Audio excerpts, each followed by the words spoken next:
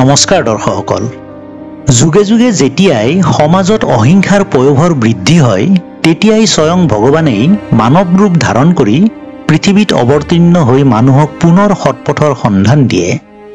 স্বয়ং ভগৱানেই নৰৰূপ ধৰি ৰামৰূপে অৱতীৰ্ণ হৈ নিজৰ স্বাৰ্থ বলিদান দি ধৰাত ৰামৰাজ্য প্ৰতিষ্ঠা কৰিছিল। কিন্তু সুখ শান্তি চিৰস্থায়ী হৈ নাথাকে। বিশেষকৈ ৰাজবংশৰ লোকসকল পুনৰ স্বেচ্ছাচাৰী হৈ উঠিছিল। মানুহে ধৰ্ম অধৰ্মক একাকাৰ কৰি পেলালে।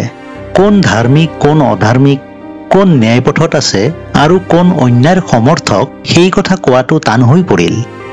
যুধিষ্ঠিৰৰ দৰে ধাৰ্মিক লোক এজনেও পাশা খেলি নিজৰ বিবাহিত পত্নী পৰ্যন্ত পণ ৰাখিছিল। কৌৰৱসকলে নিজৰ বংশৰ বোৱাৰী দ্ৰৌপদীকেই ৰাজসভালৈ টানি লৈ গৈ উলংগ কৰিবলৈ ধৰিছিল। দ্ৰৌপদীয়ে সত্য আৰু ন্যায়ৰ পথত থকা বাবে কৌৰৱসকলৰ মনোবাসনা পূৰণ নহল। স্বয়ং ভগৱানে অদৃশ্যভাৱে থাকি দ্ৰৌপদীক ৰক্ষা কৰিছিল। ভীষ্মৰ দৰে জ্ঞানীগুণী আৰু দ্ৰৌপদীৰ স্বামী ভাৰত বিখ্যাত বীৰ ভীম অৰ্জুনেও সেই কথাত এষাৰো মাত নামাতিলে। এয়া মাত্ৰ উদাহৰণহে। এনেকুৱা আৰু বহুতো নাৰকীয় ঘটনা সেই সময়ত ঘটিছিল। সমাজৰ এনেকুৱা দুৰৱস্থাৰ পৰা ভাল মানুহক ৰক্ষা কৰিবৰ বাবেই শ্ৰীহৰিয়ে হলিৰাম আৰু কৃষ্ণৰূপ ধাৰণ কৰি এই ধৰাত জন্মগ্ৰহণ কৰিছিল। হলিৰাম আছিল শ্ৰীকৃষ্ণৰ ককায়েক। হলিৰামৰ নাম কেইবাটাও। তেওঁক হলধৰ, হলায়ুধ, বলোৰাম, বলভদ্ৰ, বলদেৱ আদি নামেৰেও জনা যায়। হলিৰাম, হলধৰ, হলায়ুধ এই নামকেইটা সংস্কৃতৰ হল শব্দৰ পৰা আহিছে। হল মানে হল নাঙল। তেওঁৰ মূল অস্ত্ৰ নাঙল। তেওঁ অনবৰতে নাঙল এটা হাতত লৈ থাকে আৰু তাৰেই যুদ্ধ বিগ্ৰহ কৰে বাবে তেওঁ হলধৰ, হলিৰাম, হলায়ুধ আদি নাম পাইছিল। তদুপৰি হলিৰাম আছিল অতি বলৱান, যাৰ বাবে তেওঁক বলোৰাম, বলদেৱ আদি নামেৰেও জনা গৈছিল। অৱশ্যে মাকৰ উপৰি আন আন আত্মীয় স্বজনে হলিৰামক মৰমতে বলাই বুলি মাতিছিল। কৃষ্ণক মাতিছিল কানাই বুলি। বলোৰাম আৰু কৃষ্ণক একেলগে ৰামকৃষ্ণ বুলিও কোৱা হয়। কৃষ্ণ আৰু বলোৰামৰ কৰ্মৰাজিৰ মাজত কোনো বিশেষ ভিন্নতা নাছিল। দেৱক আৰু উগ্ৰসেন আছিল ভোজবংশীয় ৰজা আহুকৰ পুত্ৰ। তেওঁ বৰ প্ৰতাপশালী ৰজা আছিল। কৃষ্ণৰ মাতৃ দৈৱকী আছিল দেৱকৰ কন্যা। তেওঁৰ বিয়া হৈছিল যদুবংশীয় বসুদেৱৰ লগত।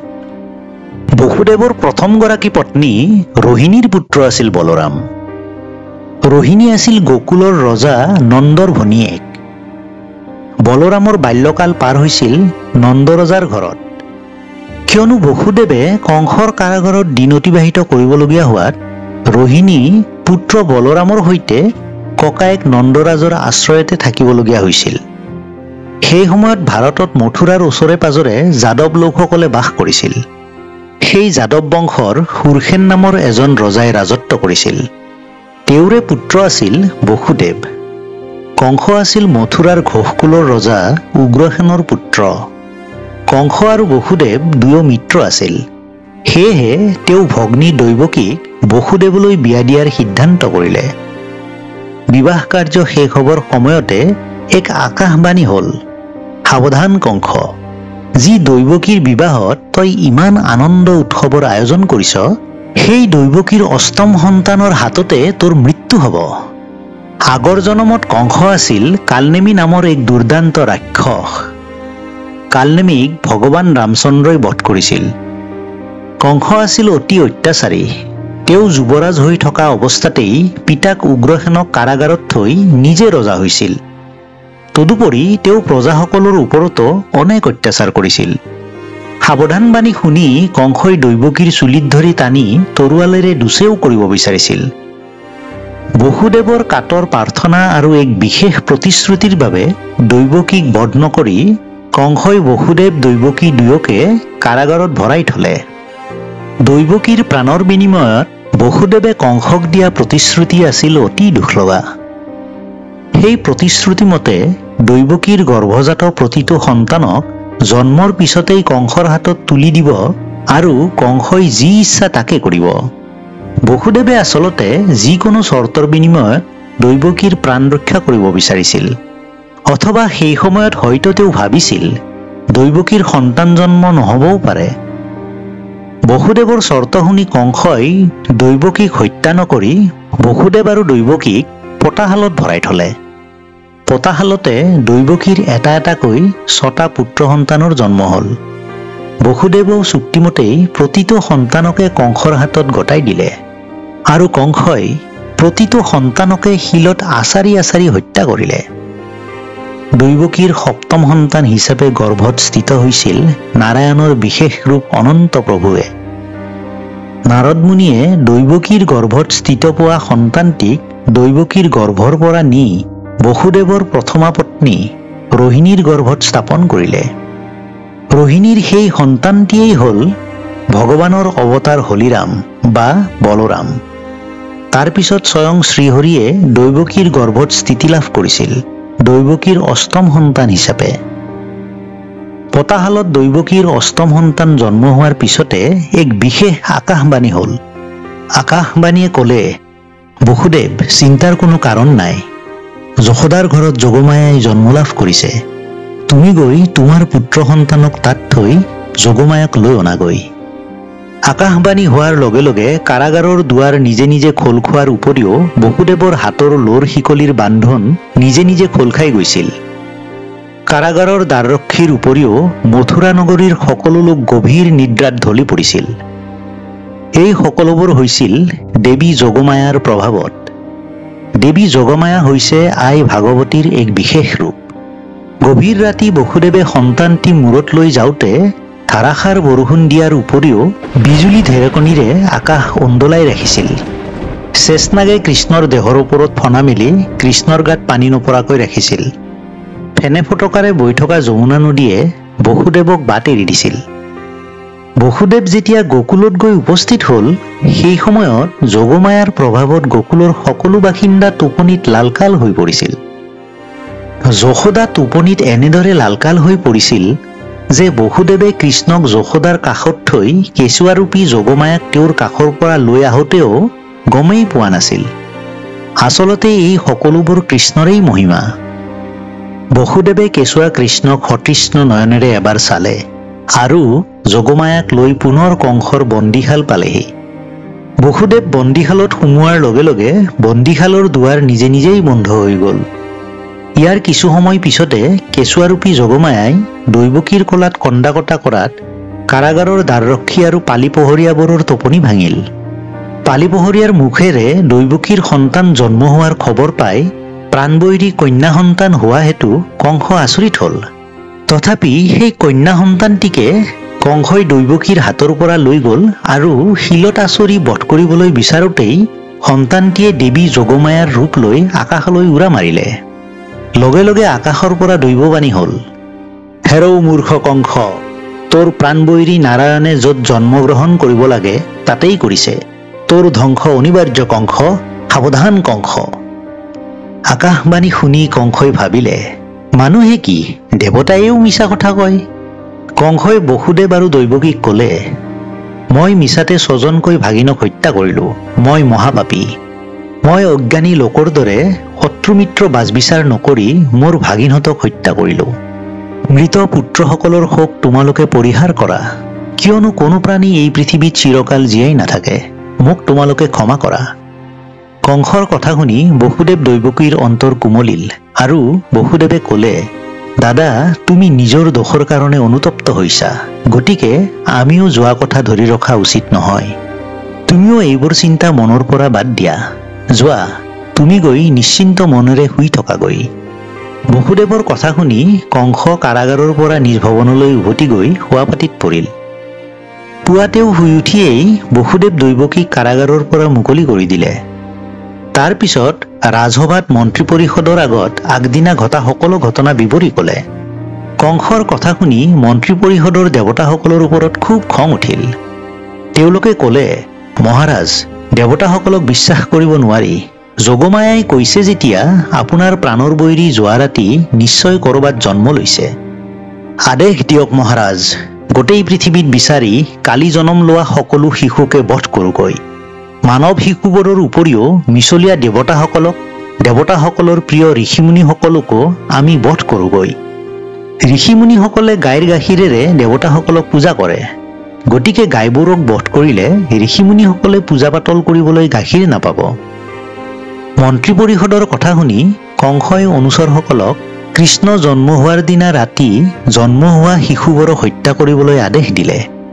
লগতে বসুদেৱ দৈৱকীক ধৰি আনি পুনৰ কাৰাগাৰত ভৰাই থবলৈ আদেশ দিলে।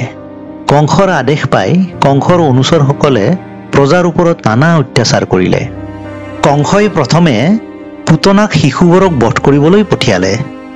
পুতনাই বিষাক্ত স্তনৰ বিষপান কৰাই পৃথিৱীৰ বিভিন্ন ঠাইৰ কৃষ্ণ জন্ম হোৱাৰ দিনা ৰাতি জন্ম হোৱা শিশুবোৰক বধ কৰি গকুলৰ নন্দৰজাৰ ঘৰ পালেগৈ। নন্দৰজাৰ ঘৰলৈ পুতনাই অতি সুন্দৰ সাজপাৰ পৰিধান কৰি এজনী সুন্দৰীৰ ৰূপত গৈছিল। তাই মিঠা মাতেৰে যশোদাৰ মনত ভালৰি লগাই শিশু কৃষ্ণক কোলাত ললে। তাৰ পিছতে যশোদা ঘৰৰ ভিতৰলৈ যোৱাৰ চলতে পুতনাই শিশু কৃষ্ণক বিষাক্ত স্তনপান কৰাবলৈ ধৰিলে। শিশু কৃষ্ণই পুতনাক দেখিয়েই পুতনা কোন বুজি পাই পুতনাৰ স্তনত খুব জোৰেৰে কামুৰিলে। কৃষ্ণই স্তনত কামোৰাত পুতনা বিষত তত নাইকিয়া হ'ল। তাই বিষত ছটফটাবলৈ ধৰিলে। শেষত পুতনা মাটিত ঢলি পৰিল আৰু তাইৰ প্ৰাণবায়ু উৰি গ'ল। কৃষ্ণই পুতনাক বধ কৰা দেখি নন্দ যশোদা ৰোহিণীকে ধৰি গকুলৰ সকলো প্ৰজা আচৰিত হ'ল। গকুলত থকা সময়ত পুতনাৰ দৰে কংসৰ বহুতো অনুচৰে অনেক অথন্তৰ ঘটাই থকা বাবে গোপ গোপীসকলে আলোচনা কৰি গকুল এৰি বৃন্দাবনত থাকিবলৈ ল'লে। তাতো কৃষ্ণ বলৰামে গোপ বালকসকলৰ লগত গৰু চৰাই থাকোঁতে কংসৰ অনুচৰসকলে অনেক আমনি কৰিছিল। এদিন কৃষ্ণ বলৰামে গৰখীয়াসকলৰ সৈতে গৰু চৰাই থাকোঁতে গোপ বালকসকলে কৃষ্ণ বলৰামক ক'লে, হেৰা কানাই বলাই, ইয়াৰ ওচৰতে এখন তালগছৰ অৰণ্য আছে। তালগছৰ পৰা অসংখ্য পকা ফল মাটিত সৰি পৰি আছে। সেই তালগছবোৰ ধেনুকাসুৰ আৰু তাৰ লগৰীয়াবোৰে ৰখি থাকে। তেওঁলোকে আন নৰমনিচ কাকো তালৈ যাবলৈ নিদিয়ে। তালফল খাবলৈ কোনোবা গ'লেই ধেনুকাসুৰে ধৰি খাই পেলায়। আমি তালফল খাবলৈ খুব ইচ্ছা কৰিছোঁ, আমাৰ মনৰ ইচ্ছা পূৰণ কৰা। গোপ বালকসকলৰ কথা শুনি কৃষ্ণ বলৰাম তালগছৰ তললৈ গ'ল। দুয়ো তালগছবোৰ জোকাৰি দিয়াত অনেক তালফল সৰি পৰিল। তালফল সৰা গম পাই ধেনুকাসুৰে খেদি আহিল। ধেনুকাসুৰৰ মাতটো গাধৰ দৰে আছিল। সি বলৰামক খুব জোৰেৰে লাঠি মাৰি দি গাধৰ দৰে চিঞৰিবলৈ ধৰিলে। সাধাৰণ মানুহ হোৱা হ'লে ধেনুকাসুৰে লাঠি মাৰি দিওঁতেই বলৰামৰ প্ৰাণবায়ু উৰি গ'লহেঁতেন। কিন্তু ধেনুকাসুৰে বলৰামৰ গাৰ নোম এডালো লৰাব নোৱাৰাত অসুৰৰ খুব খং উঠিল। সি পুনৰ বলৰামলৈ মহাক্ৰোধেৰে খেদি আহিল। বলৰামে তাৰ হাত দুখনত থাপ মাৰি ধৰি ওপৰলৈ তুলি আকাশতে ভালদৰে কেইপাকমান ঘূৰাই ওপৰলৈ দলিয়াই দিলে। ওপৰৰ পৰা তালগছত ধপচকৈ পৰি তাৰ প্ৰাণবায়ু উৰি গ'ল। বলৰামৰ বিক্ৰম দেখি গোপ বালকসকলে মহা আনন্দ লাভ কৰিলে। তেনেদৰে বলৰামে প্ৰলম্ব নামৰ এটা দৈত্যকো বধ কৰিছিল। বৃন্দাবনত কৃষ্ণ বলৰামে গোপ বালকসকলৰ সৈতে খেলি থাকোঁতে প্ৰলম্ব দৈত্যই সৰু ল'ৰাৰ ৰূপ লৈ সিহঁতৰ সৈতে খেলি আছিল। উদ্দেশ্য আছিল সুবিধা বুজি কৃষ্ণ বলৰামক বধ কৰা। সেই প্ৰলম্ব দৈত্য মহাপ্ৰতাপী কংসৰ এটা অনুচৰ আছিল। কৃষ্ণই প্ৰলম্বাসুৰক চিনি পাই গোপ বালকসকলক জুলি বাতি খেল খেলাৰ কথা কৈছিল। এই খেলবিধত খেলুৱৈসকলৰ মাজত দুটা দল থাকে। গোপ বালকসকল এই খেল খেলিবৰ বাবে দুটা দলত বিভক্ত হৈছিল। এটা দলৰ দলপতি আছিল কৃষ্ণ আৰু আনটো দলৰ দলপতি হৈছিল বলৰাম। কৃষ্ণৰ দলত আছিল প্ৰলম্ব ভদ্ৰসেন আদি, আনহাতে বলৰামৰ দলত আছিল শ্ৰীদাস বৃষভ আদি। এই খেলবিধত খেলত যিটো দল হাৰে সেইটো দলৰ এজন খেলুৱৈ জিকা দলটোৰ এজন খেলুৱৈক কান্ধত লৈ অলপ দূৰ খোজকাঢ়িব লাগে। সেইদিনা প্ৰথমে কৃষ্ণৰ দল জিকিছিল। সেয়েহে তেতিয়া বলৰামৰ দলৰ শ্ৰীদাসে কৃষ্ণক কান্ধত উঠাই লৈ অলপ দূৰ যাব লগা হৈছিল। পিছৰ বাৰত বলৰামৰ দল জিকিছিল। সেইবাৰ কৃষ্ণৰ দলৰ প্ৰলম্বাসুৰে বলৰামক কান্ধত উঠাই লৈ সুযোগ বুজি বহু দূৰলৈ আঁতৰি গৈছিল। প্ৰলম্বাসুৰে বলৰামক লগৰীয়াসকলৰ পৰা বহু দূৰলৈ আঁতৰাই লৈ যোৱাত বলৰাম অতিশয় চিন্তিত হৈছিল আৰু ইয়াৰ অন্তৰালত প্ৰলম্বৰ কিবা যে অসৎ উদ্দেশ্য আছে এই কথা বলৰামে বুজি পাইছিল। উপায়হীন হৈ বলৰামে যোগৰ বলত নিজৰ দেহৰ ওজন বৃদ্ধি কৰি দিলে, যাৰ ফলত প্ৰলম্ব দৌৰিব নোৱাৰা হ'ল। সেই সুযোগতে বলোৰামে তাৰ মুখত খুব জোৰেৰে ভুকুৱাব ধৰিলে।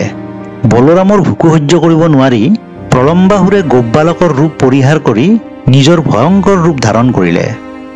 তাৰ নখ আছিল দীঘল, চুলি জুতুলা জুতুলি আৰু পেটটো বৰ ডাঙৰ আছিল।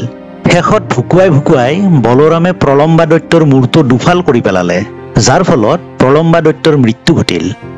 এনেদৰে কৃষ্ণ বলোৰামে গোপবালকসকলৰ সৈতে গৰু চৰাই, খেল ধেমালি কৰি হাঁহি ধেমালিৰ মাজেৰে দিন পাৰ কৰিছিল।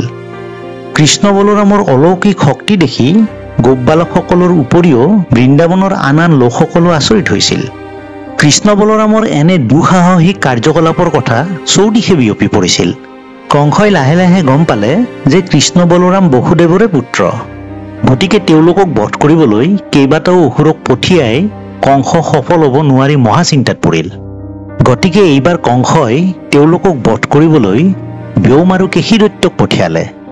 কৃষ্ণই সেই দুয়ো দানৱকো অতি সহজে বধ কৰিলে। উপায় নাপাই শেষত কংসই কৃষ্ণ আৰু বলোৰামক মথুৰালৈ মল্লযুদ্ধৰ বাবে মাতি বধ কৰাৰ কথা চিন্তা কৰিলে। পৰিকল্পনা অনুসৰি তেওঁ চানুক, মুষ্টিক, কুট, শাল্য আৰু তশল্যক নামৰ 5জন মল্লযোদ্ধাক কৃষ্ণ বলোৰামৰ লগত মল্লযুদ্ধ কৰিবলৈ সাজু হ'বলৈ আদেশ দিলে। তাৰ পিছত অক্ৰূৰক কৃষ্ণ বলোৰামক মল্লযুদ্ধলৈ আমন্ত্ৰণ কৰিবলৈ পঠিয়ালে।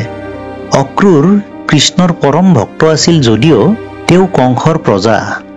কংসৰ আদেশ মানি তেওঁ কৃষ্ণ বলোৰামক কংসই মল্লযুদ্ধৰ বাবে নিমন্ত্ৰণ কৰাৰ বাতৰি দিলেগৈ। সেই সময়ত কৃষ্ণ বলোৰাম আছিল বালক। কংসই মল্লযুদ্ধৰ বাবে নিমন্ত্ৰণ জনোৱাত নন্দ যশোদা আৰু ৰোহিণীয়ে খুব ভয় খাইছিল। তেওঁলোকে কৃষ্ণ বলোৰামক মল্লযুদ্ধলৈ যাবলৈ মানা কৰিলে। কৃষ্ণ বলোৰামে নন্দ যশোদা আৰু ৰোহিণীক কংসই যে তেওঁলোকক কোনো অনিষ্ট কৰিব নোৱাৰে সেই কথা বুজাই মেলি অক্ৰূৰৰ নিমন্ত্ৰণ ৰক্ষা কৰিলে। ইফালে কৃষ্ণ বলোৰামৰ পৰাক্ৰমৰ কথা আন তাৰ মুখেদি গম পাই কংসৰ ভয়ত তত নাইকিয়া হ'ল। তেওঁ মল্লযুদ্ধ কৰিবৰ বাবে এখন ৰংগমঞ্চ তৈয়াৰ কৰিলে। কৃষ্ণ বলোৰাম মঞ্চলৈ অহাৰ পথতে কবলয় নামৰ এটা সুপ্ৰশিক্ষণপ্ৰাপ্ত দুৰ্দান্ত হাতী মাউতসহ কৃষ্ণ বলোৰামক বধ কৰিবলৈ সাজু কৰি ৰাখিলে। কৃষ্ণ বলোৰাম মঞ্চলৈ আহোঁতে কবলয় ওচৰ পাওঁতেই মাউতৰ ইংগিতত কবলয়ে কৃষ্ণক আক্ৰমণ কৰিলে যদিও কৃষ্ণই কৌশলেৰে কবলয়ৰ আক্ৰমণৰ পৰা নিজক ৰক্ষা কৰিলে। তাৰ পিছত কৃষ্ণই কৌশলেৰে হাতীৰ পেটৰ তলত সোমাই তাক ভুকুৱাই ভুকুৱাই বধ কৰিলে। ইয়াৰ পিছত দুই বালক অৰ্থাৎ বলোৰাম কৃষ্ণ ৰংগমঞ্চ পালেগৈ।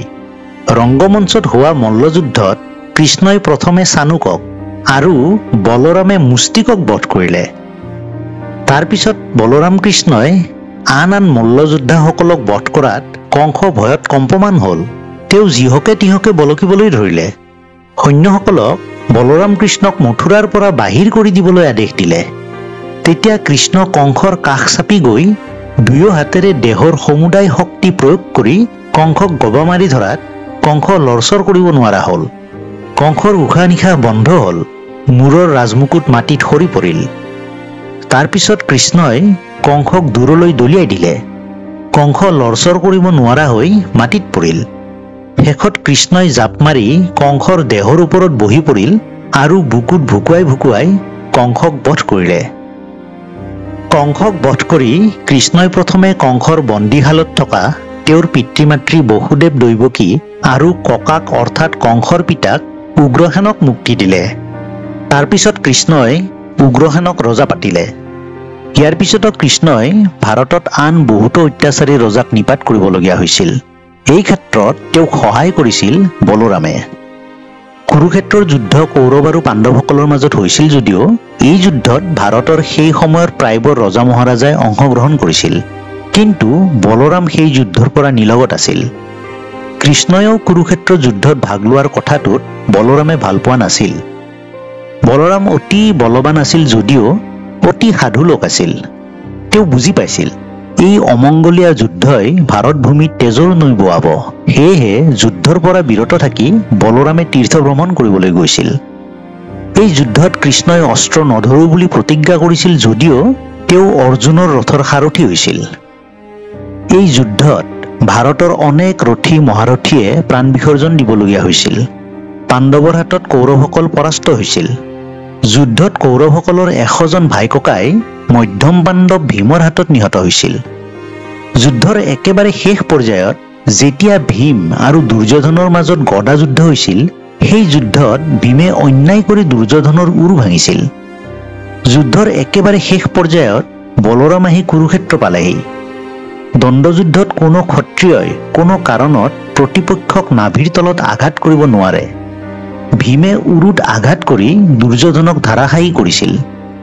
এই যুদ্ধ চাই নীৰৱে থকা বলৰামে কৃষ্ণকো নানা ধৰণে ককৰ্থনা কৰিছিল। শেষত বলৰামে নাঙলটো হাতত লৈ ভীমলৈ চোচা লৈছিল। কথা বিষম দেখি কৃষ্ণই হকা বাধা কৰি বলৰামক বাধা দিছিল। বলৰাম আছিল অতি ধীৰ স্থিৰ সাধু লোক। হিন্দু শাস্ত্ৰ মতে কৃষ্ণই হৈছে মানৱৰূপী নাৰায়ণ, তেওঁৱেই পৰম ব্ৰহ্ম। হিন্দু শাস্ত্ৰ মতে ব্ৰহ্মৰূপী নাৰায়ণে মানৱ জীৱনৰ ভাল বেয়া, উচ্চ নীচ, ধনী দুখীয়া, সবল দুৰ্বল সকলো দিশ প্ৰকাশ কৰিবৰ হেতু প্ৰকৃতিৰ ধৰ্ম ৰক্ষা কৰিবৰ বাবে মানৱ ৰূপ লৈ কৃষ্ণ অৱতাৰ গ্ৰহণ কৰিছিল। তেওঁ জন্ম লৈছিল বসুদেৱ দৈৱকীৰ পুত্ৰৰূপে। কৃষ্ণ হৈছে ভগৱানৰ সম্পূৰ্ণ ৰূপ। এই কৃষ্ণই পৰম ব্ৰহ্ম নাৰায়ণৰ সম্পূৰ্ণ গুণ আৰু ক্ষমতা লাভ কৰিছিল। প্ৰভু নাৰায়ণৰ আন এক ৰূপ অনন্ত প্ৰভুৱেই বলৰাম হিচাপে অৱতাৰ গ্ৰহণ কৰিছিল। মহাভাৰতৰ যুগৰ ৰাজনীতি, ধৰ্মনীতি, সমাজনীতি এনে এটা দিশ নাই য'ত কৃষ্ণৰ প্ৰভাৱ নাই। তেওঁৱেই ভাৰত ভূমিত ন্যায় প্ৰতিষ্ঠাৰ বাবে আজীৱন সংগ্ৰাম কৰিছিল। এই সংগ্ৰামত কৃষ্ণৰ সৌহাৰ্দস্বৰূপ আছিল বলৰাম। কৃষ্ণ বলৰামৰ বংশটোৰ নাম যদু বংশ। কুৰুক্ষেত্ৰৰ যুদ্ধৰ পিছতো আৰু 36 বছৰ কাল কৃষ্ণই দ্বাৰকাত ৰাজত্ব কৰিছিল। দ্বাৰকা আছিল বিভিন্ন সম্পদেৰে ভৰপূৰ। বহুদিন ধৰি একেৰাহে সুখ সমৃদ্ধিৰ মাজত থাকি যদুবংশৰ লোকসকল অতিশয় অহংকাৰী হৈ পৰিছিল। তেওঁলোকে অতি লাভবিলাসত থাকি অতি উশৃংখলভাৱে জীৱন যাপন কৰিছিল। এদিন দ্বাৰকালৈ কেইজনমান ঋষি গৈছিল। যাদৱ বংশৰ দুজনমানে শাল্ক নামেৰে এজন যুৱকক গৰ্ভৱতী মহিলাৰ দৰে সজাই পৰাই ঋষিসকলৰ ওচৰলৈ নি সুধিলে, হে সৰ্বজ্ঞানী ঋষিসকল, কওকচোন এই মহিলাগৰাকীয়ে পুত্ৰ সন্তান প্ৰসৱ কৰিবনে কন্যা সন্তান প্ৰসৱ কৰিব? যদুবীৰসকলে ভেঙুচালি কৰা বুলি গম পাই ঋষিসকলে অতি অপমান বোধ কৰিলে। তেওঁলোকৰ মাজৰ এজনে ক'লে, এই মহিলাগৰাকীয়ে পুত্ৰ সন্তানো জন্ম নিদিয়ে, কন্যা সন্তানো জন্ম নিদিয়ে, জন্ম দিব এডাল গদা, আৰু সেই গদাই জম হৈ তহঁতৰ যদুবংশ নিশেষ কৰিব। পিছদিনাই শাল্ক নামৰ যুৱকজনে এডাল লোৰ গদা প্ৰসৱ কৰিলে। যাদৱবীৰসকলে মনতে ভাবিলে, ঋষিৰ সাপ অথলে নাযায়, যদুবংশৰ শেষ সময় উপস্থিত। এই ভাবি তেওঁলোকে গদাডাল ঘঁহি ঘঁহি গুৰি কৰি সাগৰৰ পানীত পেলাই দিলে। পিছে কি হ'ব, যেতিয়া বাৰিষা কাল আহিল তেতিয়া সেই সাগৰত পেলাই দিয়া লোহাৰ গুৰিবোৰৰ পৰাই সাগৰৰ বালিত এজোপা এজোপা মাদুৰী বন গজিল। এদিন যাদৱ বংশৰ সকলো বীৰ সাগৰৰ বালিত বনভোজ খাবলৈ গৈছিল। তেওঁলোকে গোটেই দিনটো সুৰাপান কৰি নৃত্য গীত আদিৰ মাজেৰে ফূৰ্তি কৰি আছিল। তেনেতে যাদৱ বীৰসকলৰ মাজত বহুদিনৰ পুৰণা কথা কুৰুক্ষেত্ৰৰ যুদ্ধক লৈ বাদানুবাদৰ সৃষ্টি হ'ল। চাওঁতে চাওঁতে তেওঁলোকৰ মাজত দুটা ফৈদ হ'ল। এটা সাত্যকীৰ ফৈদ, আনটো কৃতবৰ্মাৰ ফৈদ। প্ৰথমে গালিগালাজ, তাৰ পিছত হতাহতি। সাত্যকীয়ে খঙৰ ভমকত তৰোৱাল উলিয়াই কৃতবৰ্মাৰ মূৰটো কাটি পেলালে। আনবোৰো ৰৈ নাথাকিল। হাতত থকা সুৰাপান কৰা পাত্ৰকে ধৰি যি য'ত পালে তাৰেই পৰস্পৰক আক্ৰমণ কৰিলে। সেই যুদ্ধত প্ৰথমে দ্বাৰকাৰ সেনাপতি সাত্যকী আৰু কৃষ্ণৰ পুত্ৰ প্ৰদ্যুম্নৰ মৃত্যু হ'ল। কৃষ্ণ আছিল অন্তৰ্যামী।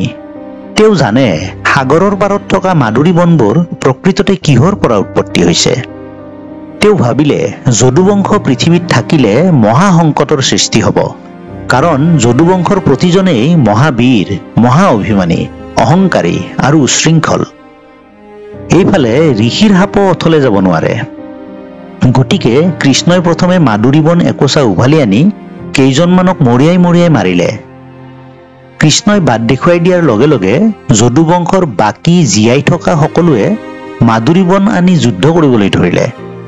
অলপ সময়ৰ ভিতৰতে যদুবংশৰ সকলো বীৰ জমপুৰি পালেগৈ।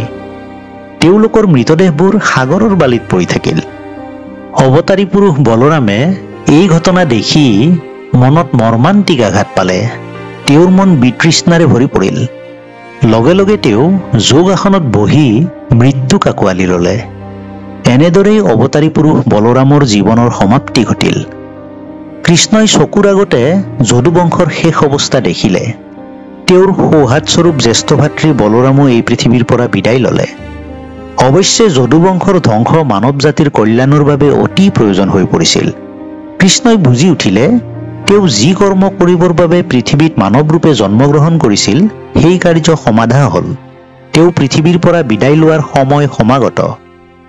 গতিকে তেওঁ গভীৰ অৰণ্যত প্ৰৱেশ কৰিলে। কিছু সময় অনাই বনাই ঘূৰি ফুৰি এঠাইত ঘাঁহনিৰ ওপৰতে শুই পৰিল ভগৱান কৃষ্ণ। এজন ব্যাধে বহু দূৰৰ পৰা কৃষ্ণক দেখি পহু বুলি শৰ নিক্ষেপ কৰিলে। সেই কাৰপাতে কৃষ্ণৰ ভৰিৰ তলুৱাত বিন্ধিলে আৰু কিছু সময়ৰ পিছতে সেই বিষৰ যন্ত্ৰণাত ভগৱান কৃষ্ণই ইহলীলা সম্বৰণ কৰিলে। এনেদৰেই পূৰ্ণ ব্ৰহ্ম অৱতাৰ ভগৱান শ্ৰীকৃষ্ণৰ জীৱনৰ সমাপ্তি ঘটিল। দৰ্শকসকল, আজিৰ এই ভিডিঅ'টো আপোনালোকে কেনেকুৱা পালে ভিডিঅ'টোৰ তলত কমেণ্ট কৰি জনাবলৈ নাপাহৰিব। আৰু যদিহে ভিডিঅ'টো ভাল পালে অনুগ্ৰহ কৰি ওচৰতে থকা লাইক বাটনটো প্ৰেছ কৰি দিব। আৰু এতিয়ালৈকে যদি মোৰ এই চেনেলটো আপোনালোকে ছাবস্ক্ৰাইব কৰা নাই অনুগ্ৰহ কৰি ছাবস্ক্ৰাইব কৰি ল'ব আৰু ওচৰতে থকা বেল আইকনটো প্ৰেছ কৰি ৰাখি দিব। তেতিয়াহ'লে আগলৈ আহিবলগীয়া এনেকুৱা ধৰণৰ ভিডিঅ'সমূহৰ আপডেট আপোনালোকে পাই থাকিব। গতিকে দৰ্শকসকল, আজিৰ ভিডিঅ'টো এইখিনিতে শেষ কৰিছোঁ। ধন্যবাদ।